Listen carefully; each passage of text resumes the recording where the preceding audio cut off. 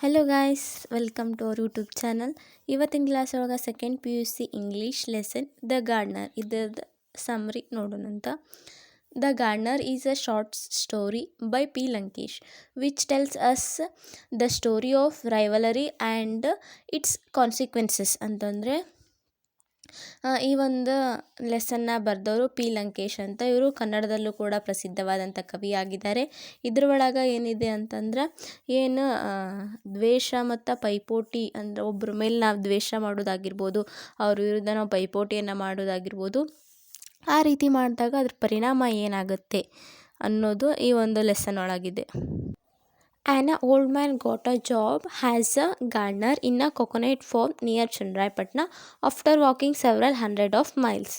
ಅಂತಂದರೆ ಒಬ್ಬ ವಯಸ್ಸಾದ ವ್ಯಕ್ತಿ ಏನಿರ್ತಾರಲ್ಲ, ಅವರು 100 ಕಿಲೋಮೀಟರ್ ದೂರ ನಡೆದ ತಕ್ಷಣ ಒಂದು ತೆಂಗಿನ ತೋಟ ಇರುತ್ತಲ್ಲ, ಅದರೊಳಗೆ ಗಾರ್ಡ್ನರ್ ಆಗಿ ಒಂದು ಕೆಲಸವನ್ನು ಪಡ್ಕೋತಾರೆ. He was very intelligent and well versed in agriculture and could understand the problem of labors. ಅಂತಂದರೆ ಇವರು ಒಂದು ಕೃಷಿ ಒಳಗೆ ಒಂದು ಅತ್ಯಂತ ಪ್ರವೀಣರಾಗಿದ್ದರು ಮತ್ತು ಏನು ವರ್ಕರ್ಸ್ ಬರ್ತಿದ್ರಲ್ಲ, ಕೆಲಸ ಮಾಡ್ಲಿಕ್ಕೆ ಬರ್ತಿದ್ರಲ್ಲ, ಅವ್ರ ಪ್ರಾಬ್ಲಮ್ಸ್ ಎಲ್ಲ ಇವರು ಅರ್ಥ ಮಾಡ್ಕೋತಾ ಇದ್ರು ಅಂತ ಒಂದು ಕೃಷಿ ಒಳಗೆ ಜಾಣ ನಿಪುಣನಾಗಿದ್ದರು ಇವರು. When he stopped the petty thefts, the owner's income increased and the owner became a lethargic and stopped working hard. ಅಂತಂದರೆ ಇವರು ಒಂದು ತೋಟದೊಳಗೆ ಆಗ್ತಿರುವಂಥ ಸಣ್ಣ ಪುಟ್ಟ ಕಳ್ತನಗಳನ್ನು ಈ ಒಂದು ಓಲ್ಡ್ ಮ್ಯಾನು ಸ್ಟಾಪ್ ಮಾಡ್ತಾನೆ. ಹಾಗೆ ಇದರಿಂದ ಏನು ಓನರ್ ಇರ್ತಾನಲ್ಲ, ಅವನ ಇನ್ಕಮ್ ಕೂಡ ಜಾಸ್ತಿ ಆಗುತ್ತೆ. ಇದರಿಂದ ಆ ಓನರ್ ಏನಿರ್ತಾನಲ್ಲ, ಅವನು ತುಂಬ ಲೇಝಿ ಆಗ್ತಾನೆ ಮತ್ತು ಅವನೇನು ಹೊಲದೊಳಗೆ ಕೆಲಸ ಮಾಡ್ಲಿಕ್ಕೆ ಬರ್ತಿರ್ತಾನಲ್ಲ, ಅದನ್ನೆಲ್ಲ ನಿಲ್ಲಿಸ್ಬಿಡ್ತಾನೆ. ಎಲ್ಲ ಈ ಓಲ್ಡ್ ಮ್ಯಾನ್ಗೆ ವಹಿಸ್ಕೊಟ್ಬಿಡ್ತಾನೆ. ಹಾಗಾಗಿ ಅವನು ಏನೂ ಕೆಲಸ ಮಾಡಲಿಕ್ಕೆ ಬರೋಂಗೇ ಇಲ್ಲ ತೋಟದೊಳಗೆ.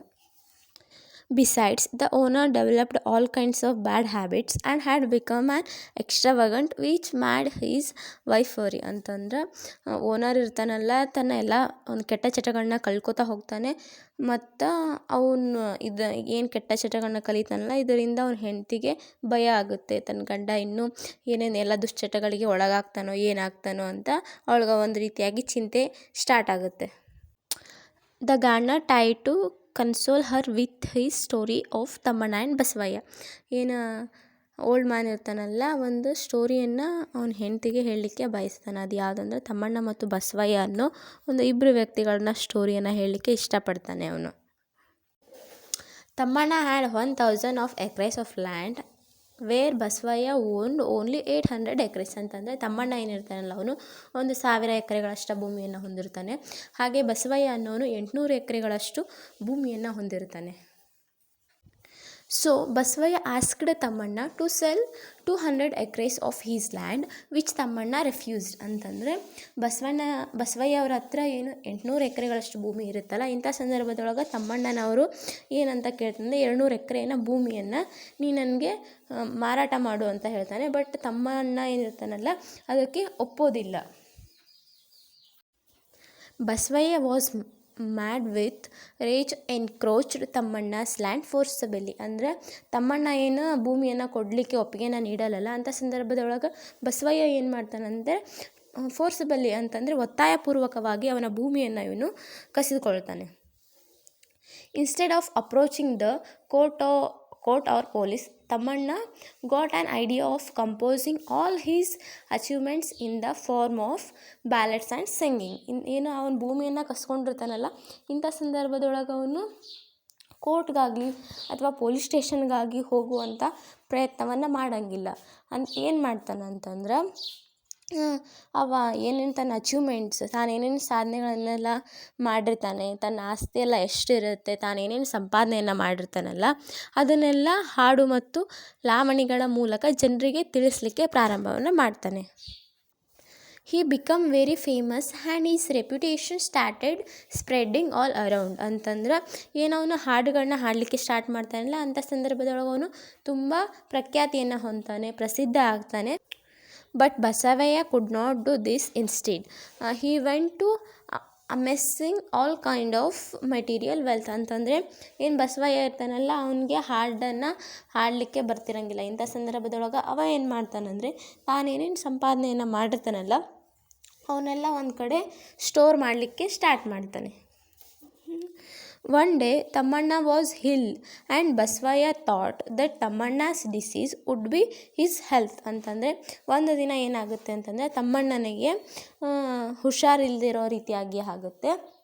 ಇದನ್ನು ಬಸವಯ್ಯ ಏನಂತ ಅನ್ಕೊತಾನೆ ಅಂತಂದರೆ, ಏನು ತಮ್ಮಣ್ಣನ ಹುಷಾರಿಲ್ಲದೆ ಇರೋ ಆಗಿರುತ್ತಲ್ಲ, ಅವನ ಆರೋಗ್ಯ ಏನು ಸರಿ ಇರಂಗಿಲ್ಲಲ್ಲ, ಅದು ನನ್ನ ಆರೋಗ್ಯ ಅಂತಂದರೆ ಅವ್ನಿಗೇನು ಹುಷಾರಿರಂಗಿಲ್ಲಲ್ಲ, ಅಂಥ ಸಂದರ್ಭದೊಳಗೆ ನಾನು ಆರೋಗ್ಯವಾಗಿರ್ತೀನಿ ಅನ್ನೋ ರೀತಿಯಾಗಿ ಅವನು ಯೋಚನೆಯನ್ನು ಮಾಡ್ತಾನೆ.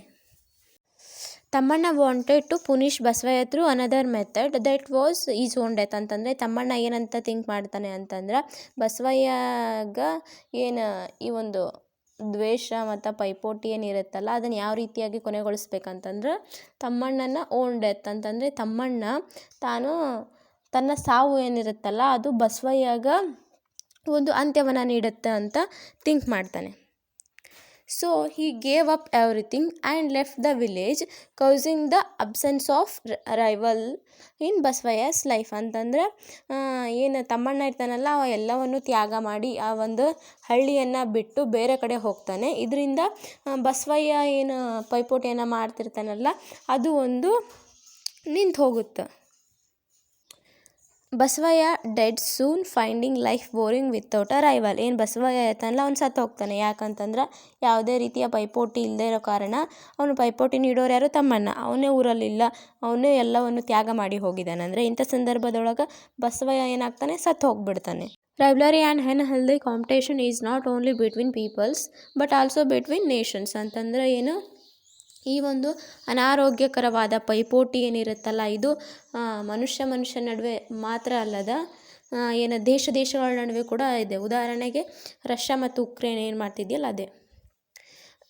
The message of the story is that man had to adapt to the situation otherwise he can't survive in the world ಅಂತಂದ್ರೆ ಏನು ತಮ್ಮಣ್ಣ ಮತ್ತು ಬಸವಯ್ಯ ಇರ್ತಾರಲ್ಲ, ತಮ್ಮಣ್ಣ ಬಸವಯ್ಯನ ಮೇಲೆ ಪೈಪೋಟಿ ನಡೆಸೋದು, ಬಸವಯ್ಯ ತಮ್ಮಣ್ಣನ ಮೇಲೆ ಪೈಪೋಟಿ ನಡೆಸೋದು ಮಾಡ್ತಿರ್ತಾರಲ್ಲ, ಇದರಿಂದ ಏನಾಗುತ್ತೆ ಅಂತಂದರೆ ಏನು ತಮ್ಮಣ್ಣ ಒಂದು ಎಲ್ಲವನ್ನು ತ್ಯಾಗ ಮಾಡಿ ಹೋಗ್ತಾನಲ್ಲ, ಇದರಿಂದ ಬಸವಯ್ಯ ಸತ್ತು ಹೋಗ್ತಾನೆ. ಯಾಕಂತಂದ್ರೆ ತಮ್ಮಣ್ಣ ಇಲ್ಲದೆ ಅವ್ನಿಗೆ ಇರೋಕ್ಕಾಗಂಗಿಲ್ಲ, ಯಾಕಂತಂದ್ರೆ ಅವ್ನಿಗೆ ಜೀವನದೊಳಗೆ ಪೈಪೋಟಿನ ನಡೆಸದೆ ಇರ್ಲಿಕ್ಕಾಗಂಗಿಲ್ಲ. ಇದೊಂದು ಮೆಸೇಜ್ ಈ ಒಂದು ಸ್ಟೋರಿ ಇದೆ.